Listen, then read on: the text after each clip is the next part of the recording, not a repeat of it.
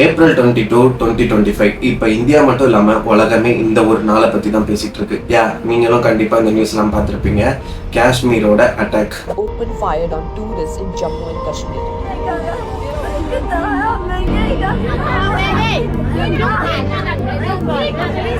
The attack occurred in Pahalgam, a popular tourist destination in Kashmir. Baisaran வேலியில் ஒரு mini Switzerland அப்படின்னு சொல்லிட்டு நம்ம உலகத்தில் இருக்க எல்லாராலையும் அறியப்படுற அந்த மினி சுவிட்சர்லாண்டுன்ற பிளேஸில் ஜாலியாக நம்ம சில் பண்ணலாம், இந்த சம்மர் டைம் சில் பண்ணலாம்னு சொல்லிட்டு அங்கே இருந்த டூரிஸ்ட்டை கண்மூடித்தனமாக ஒரு 6-7 பேர் வந்து சுட்டிருக்காங்க. உங்களை காப்பாற்ற போன லோக்கல் காஷ்மீரி 2 பேரும் அவங்களோட உயிரை விட்டுருக்காங்க.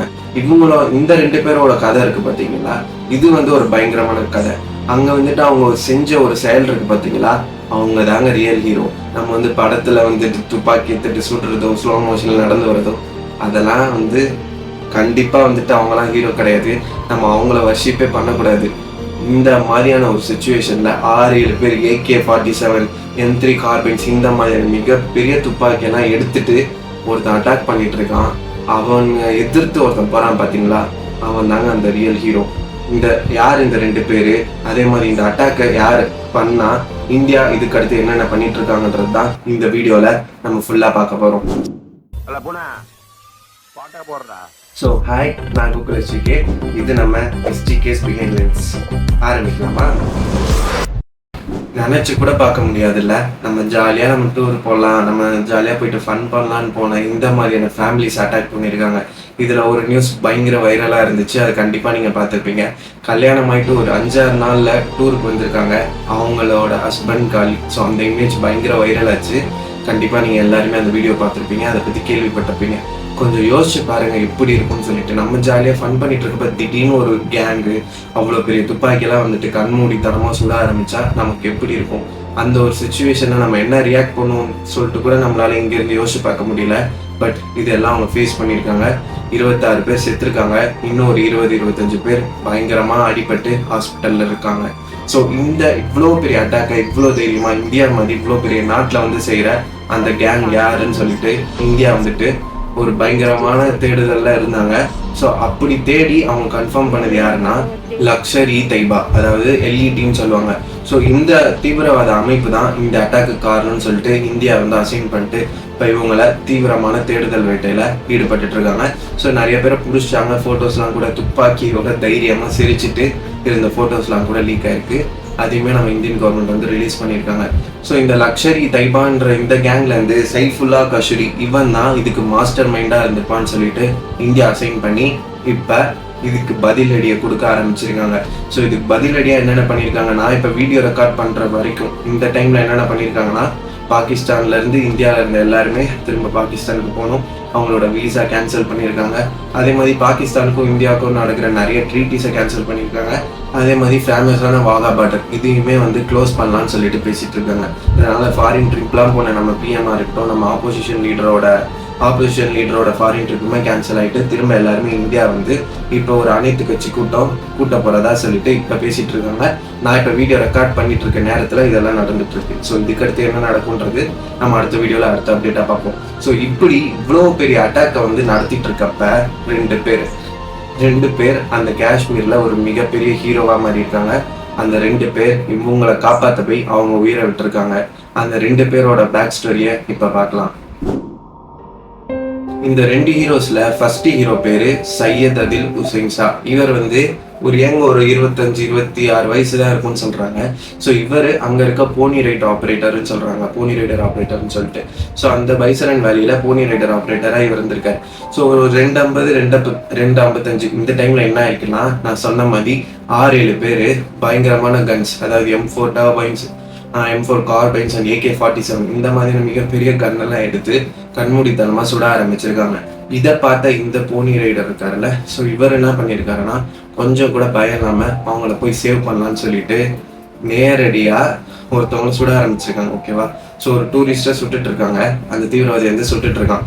ஸோ அப்படி சுட்டுட்டு இருக்கவங்களுக்கு முன்னாடி நேராக போய் அவன் கூட சண்டை போட்டு அவரோட துப்பாக்கியை வாங்கி இவன் கையில் வச்சு அவனை மிரட்டுற அளவுக்கு நம்ம ஹீரோ அதாவது சையத் அதில் வந்து என்ன பண்ணியிருக்காருன்னா அந்த தீவிரவாதி கூட சண்டை போட்டிருக்காரு. நினைச்சு பாருங்க, இந்த மொமெண்ட்ல எத்தனை பேர் இதை பண்ணியிருப்பாங்க.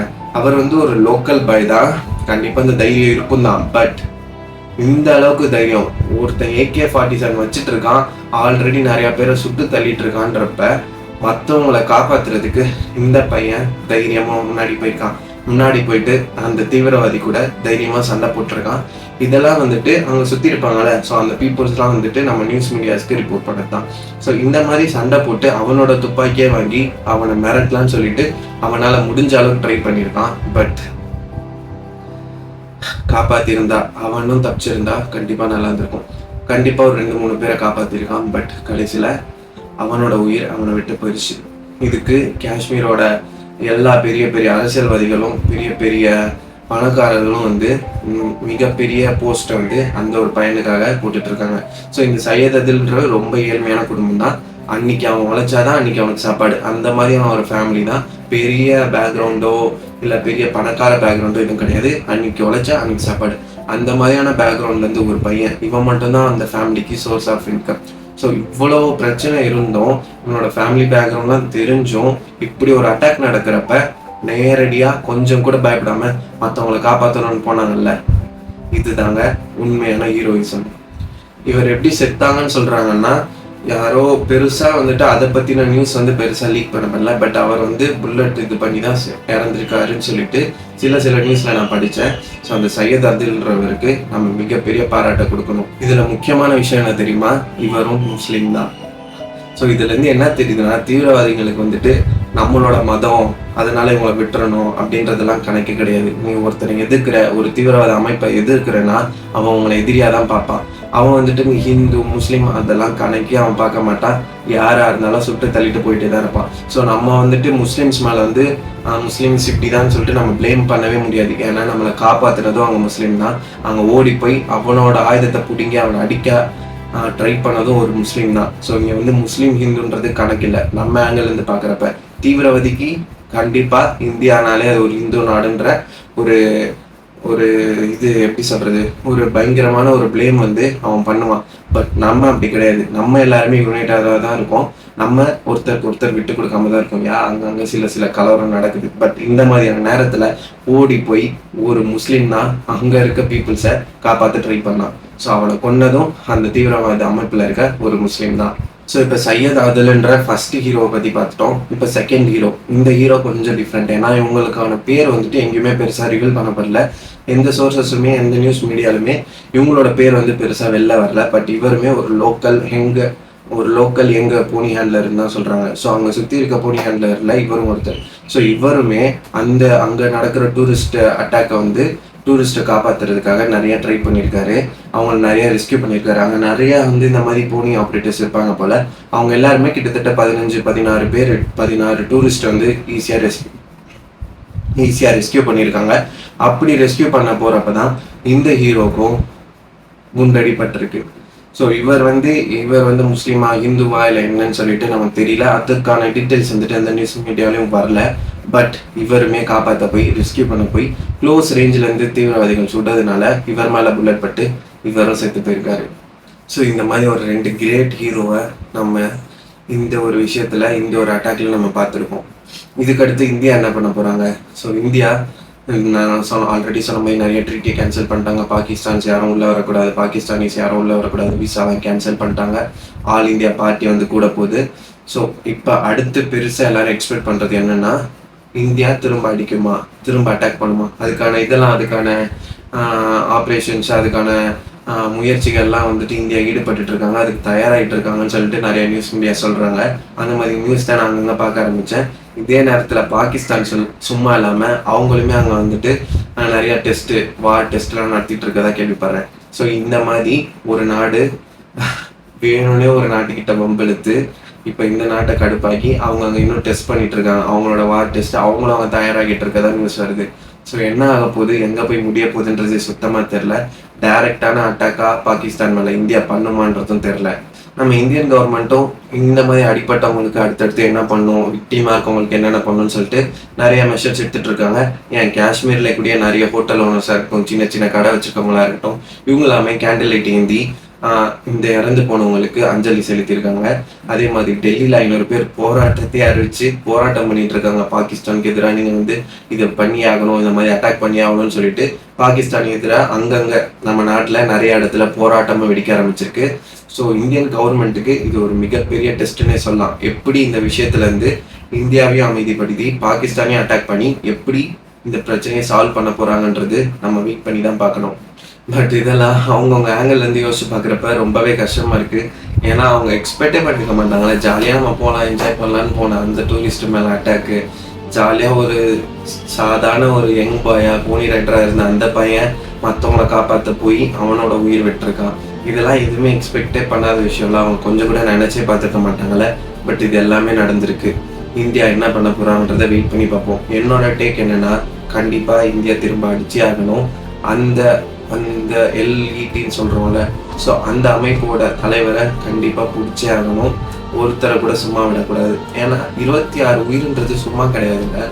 உயிருக்கு வேலை கிடையாது, அது கிடையாது நம்ம ஈஸியாக சொல்லுவோம். அவங்கவுங்க ஃபேமிலிக்கு அந்தந்த பெயின் தெரியும். நம்ம பார்த்துருக்கோம் எவ்வளோ வீடியோ இப்போ வைரல் ஆச்சு. ஷூட் பண்ண வீடியோ, அங்கே வந்து அட்டாக் நடந்தப்போ எடுத்த வீடியோன்னு சொல்லிட்டு அவ்வளோ வீடியோஸ் வைரல் ஆகிட்டு இருக்கு. அதெல்லாம் பார்க்குறப்பவே நமக்கு பயங்கரமாக இருக்கே. அதெல்லாம் இருக்கிற அந்த சுச்சுவேஷனில் இருக்கப்போ எப்படி இருக்கும், அவங்க உயிருக்காக எப்படி ஓடி இருப்பாங்க. ஸோ கண்டிப்பாக இதுக்கு ஒரு வழி கிடைக்கும்னு நம்புகிறேன். கண்டிப்பாக இந்தியா வந்து பயங்கரமான ஒரு பதிலடி கொடுப்பாங்க நம்புகிறேன். இதுக்கெல்லாம் இதையும் தாண்டி ஒரு மிகப்பெரிய விஷயம் என்ன தெரியுமா, இந்தியாவில் பாகிஸ்தானோட தூதரகம் இருக்கும்ல, ஸோ அங்கே இந்த அட்டாக்குக்கு அப்புறம் இன்னைக்கு காலையில் ஒருத்தன் கேக் வெட்டலாம்னு சொல்லிட்டு கேக் வந்துட்டு அந்த தூதரகத்துக்குள்ளே போகிறான்.